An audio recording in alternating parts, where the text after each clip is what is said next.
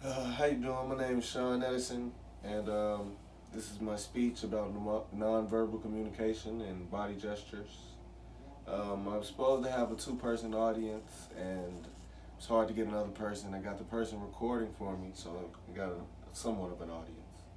But nonverbal communication has a number of different things that its definition can fall under, and one that stood out to me the most in nonverbal communication was body language because it was something I was already familiar with.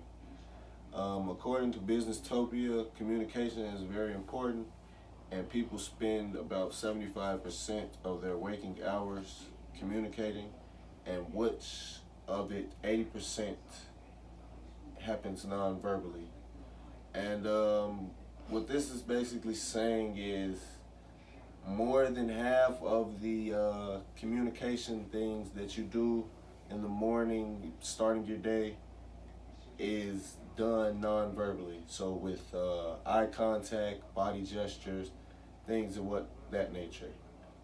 Silence is also another way of communication, and the only thing that's different is that actions are not actions are not always taken the same as words because words are more direct.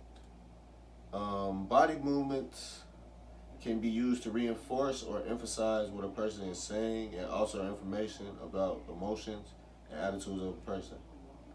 It is also possible for body movements to conflict with what is said.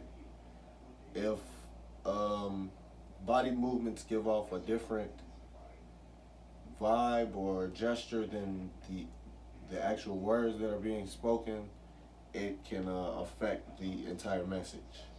A skilled observer may be able to detect such discrepancies in behavior and use them as a clue as what someone is really feeling or thinking.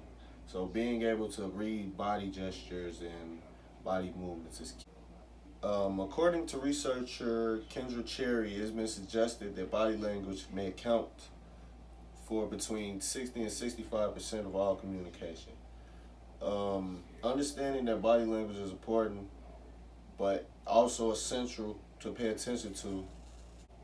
Posture is another type of nonverbal communication that has to deal with body language, and posture can be used to determine a participant's degree of attention or involvement in a difference status between communicators and the level of fondness a person has for the other communicator. Examples of bad posture include slouching, towering, jaw thirsting, and arm crossing. These nonverbal behaviors can indicate feelings and attitudes toward another person. An example of good posture includes standing erect and leaning forward. This communicates to a person that you are approachable, receptive, and friendly. So posture is the first thing a person sees when they see you. So if you have bad posture or you're not how you should be, like confident, it will show off back. Okay. So in the end, body gestures and posture is all falls under forms of nonverbal communication, and nonverbal communication convey a very different message than a verbal conversation. It could tell someone the bigger picture